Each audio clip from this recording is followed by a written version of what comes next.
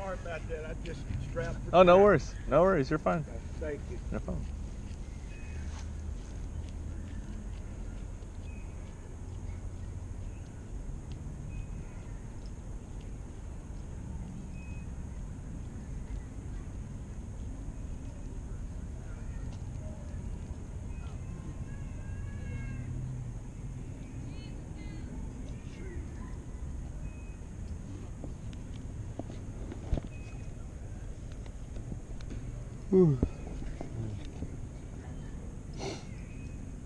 How's it going, guys?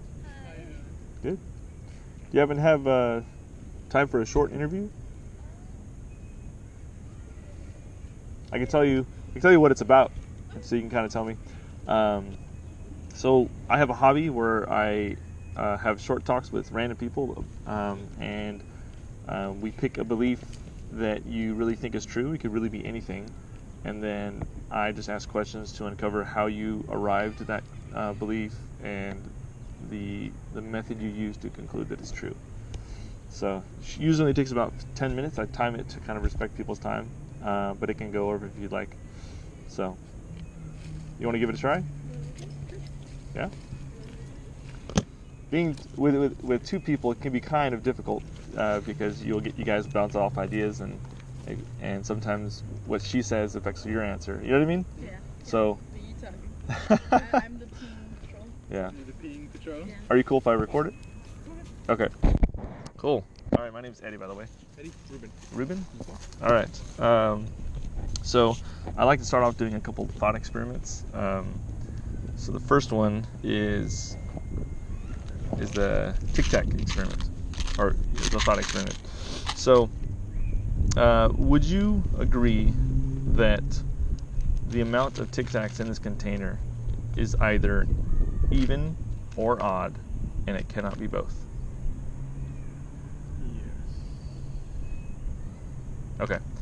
So let's say you picked odd and I picked even, and what we thought it was.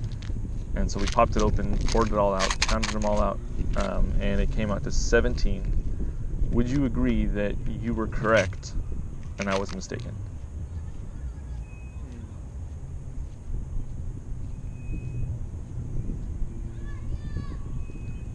What was that? It's not a trick question. No, I like to overthink everything. Okay, sure, no problem. So, if we can agree that it's either even or odd, and it cannot be even and odd, both at the same time, and we counted it all out, and it was 17. Would you agree that your guess that it was it was odd was correct, and my guess that it was even was incorrect? I guess so, yeah. Yeah. Okay. All right. All right. So that was just the first thought experiment. Second one is, let's say I was just a random dude walking down the path, and we got to talking, and I told you that I owned a Ferrari. On a scale of like 1 to 10, 10 being you're completely convinced can't be wrong, and 1 being, or 0 actually being you're not convinced at all. If I just came up to you and told you that, where would you fall on that scale? 3.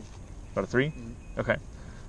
Let's say that I pulled out of my pocket and there was like a Ferrari fob with the Ferrari symbol on it. How would that affect your confidence level? Not much, really. Okay. Let's say I took you over to the parking lot. Mm-hmm. We were on a corner and I showed you a Ferrari and it's sitting right there. Would that raise your confidence level that I owned a Ferrari? A little more, yes. Where would you rate yourself? It'd fall between 4 and 5. Okay.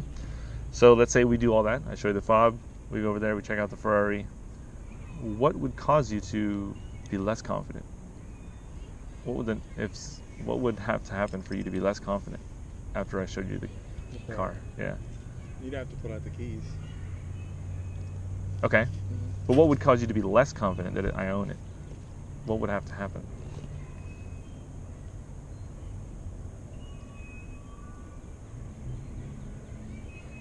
What would make me less confident?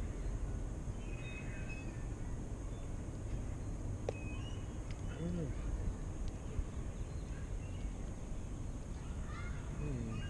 So, let's say some other guy walks by and gets in the Ferrari and drives away. Would you be less confident that it's actually mine?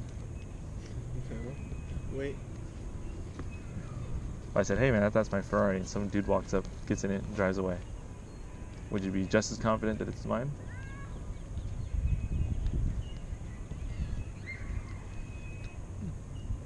You'd be less confident? I've lost, I'm sorry. Like I said, I overthink things and eventually it just mumbles up in my head. No worries. So let me ask you this. What would have to happen for you to be like an 8 or a 9 in confidence that it is my Ferrari? Besides the keys? Yeah, in addition to. Let's say we've done all of the key fob, you've seen it, you saw the car. What would solidify your confidence? Or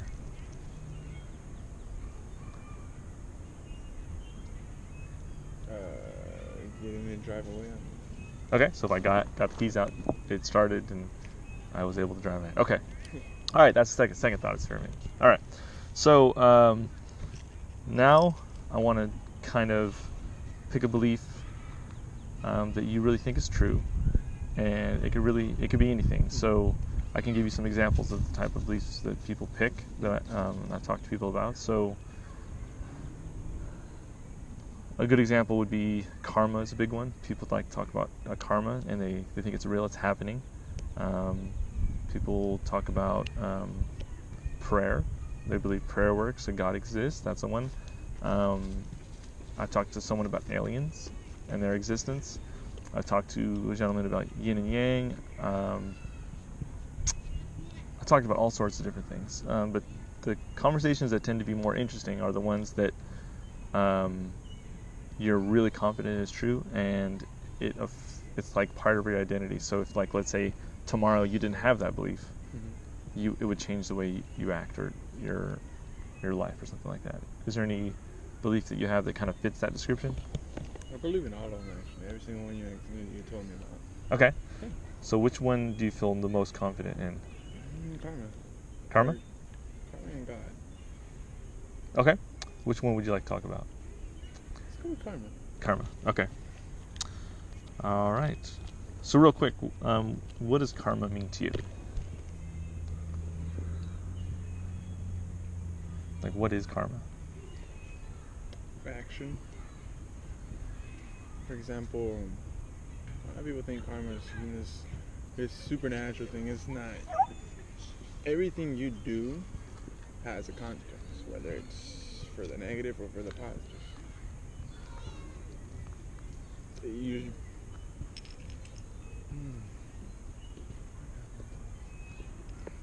I always had difficult expressing myself when it comes to stuff. No worries, man.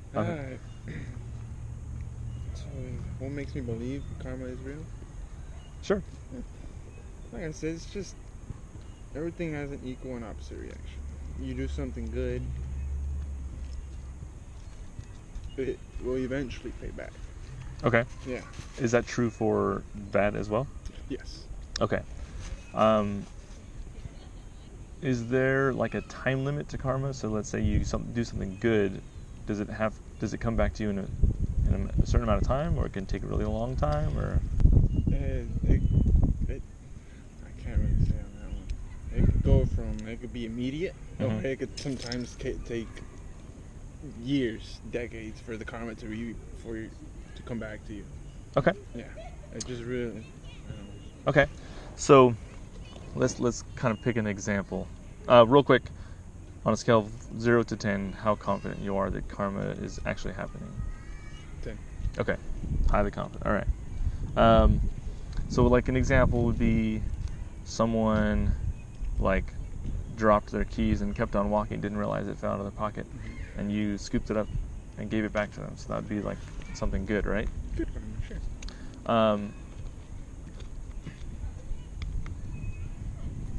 For you, that let's say a week later, something similar happened to you, where you dropped something and maybe someone gave it back to you. How would you view that would you view that like as connection, or like how do you determine that karma is at work?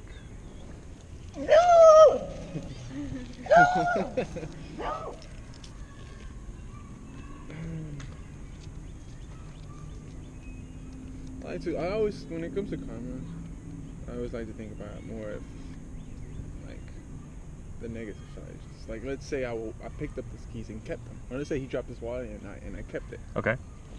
And I dropped my wallet a week later. You know, everything has an equal and opposite reaction. Okay. You put out that energy. Okay. You put out that energy of, you know, taking someone. So if you did something bad in the past and then almost something happened to you bad at the present, Mm-hmm. you would make that connection between, hey, okay, it's probably because of this, right? Yes. Okay.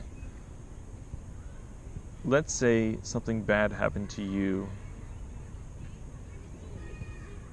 and you don't really can't think of anything that you've done. Mm-hmm. How would that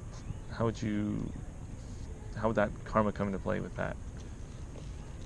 Like, can bad things happen to people without karma being involved? Without them doing something bad? Like, Yeah. Oh, for sure. is that karma as well, or is that just an accident? I'm going with much more than accident. Although, personally, I believe there are no accidents. Okay. I mean, there are just some freak things that happen, you know? Mm-hmm. We don't expect them, we don't want them to happen, but they just do. It doesn't have to be karma, it doesn't have to be, you put something out there, it's just, it could be something that just has to be learned, you know? Okay. Even if it is through a painful experience, you just have to learn something. Is karma this at work with that as well, or is that something separate where it's just something for you to learn? I believe that's separate, something to learn. Okay. For personal growth and development for a person. Okay. So, if something bad happened to you tomorrow, how do you determine if it's something that is just there for you to learn, or it's karma making you pay? I like self-reflection. I always like to think, okay, this happened to me. Is there anything possible that I could have done to someone, said something, or anything that could have brought this back to me? If I can't really determine it, I have to go like something here to be learned. Okay. For example, yesterday I had not the greatest day at work. I gave pretty good service. It's 5 hours for $5 all night. Yeah. That's rough. Yeah, so it's like, I don't personally believe I might have done something to deserve that. So it's like, maybe it's just, life trying to tell me that, you know what? Because it's constantly not, it's just, maybe it's not for me anymore, Okay. So let me repeat back what you said to make sure I got it right. Mm-hmm. You're saying that when something bad happens to you, if you can think of something that you've done in the past, you attribute that to karma. But if you're unable to kind of think of something that you've done, you determine that it's just something to be learned from. Oh, yes. Okay. How do you tell the difference between something that you can learn from? Oh. How do you tell the difference between something that you need to learn something from or something that's an accident? Or is there a difference? Or is there no difference, I guess? I'm going with no difference. How do I determine?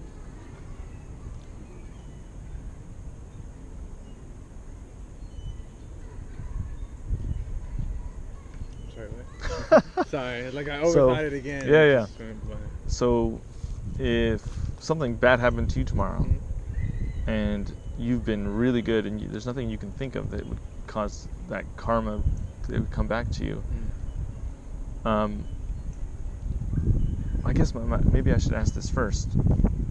So you don't believe in accidents. What does an accident look like? First, I guess, would be the question. What would be an example of an accident? How do you identify it?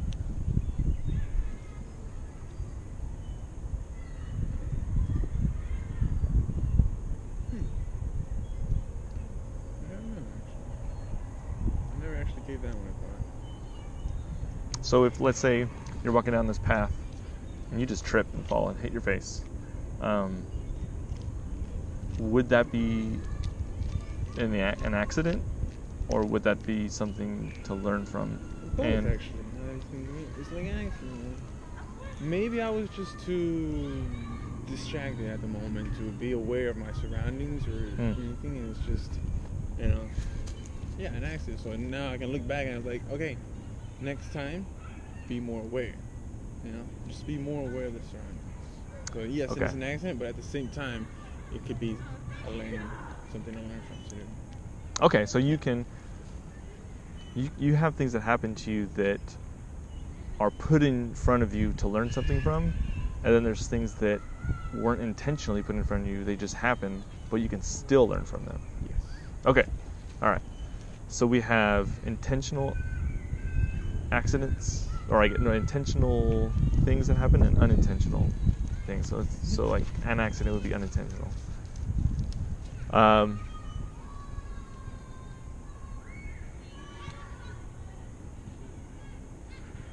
So how would you determine if something happens to you bad tomorrow? How do you determine if that was just merely an accident or it was karma? How do you figure that out?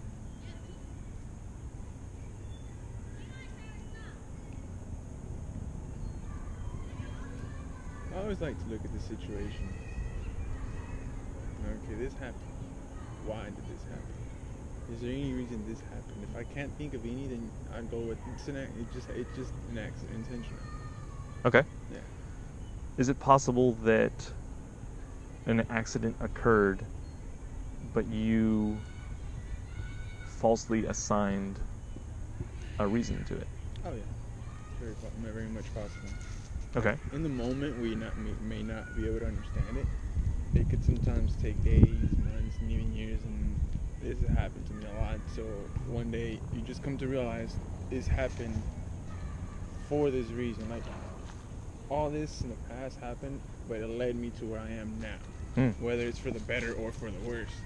So, could it work the other way, in which months and months pass and you realize that was just an accident and there was no intention behind that? And yeah, you can learn from it, but there was no force acting upon it like karma. Like, is it possible you could be wrong? Oh yeah, for sure. Okay. So, if you recognize that you can be wrong and there's no clear way to distinguish between an accident and karma, we just have to kind of think about it and pick one. But there's not like a definitive way to really know. Do you think a 10 is the most accurate spot to be?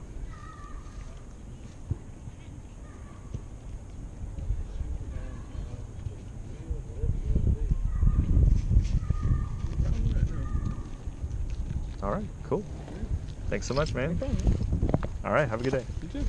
Okay, yeah. No problem. I got a card.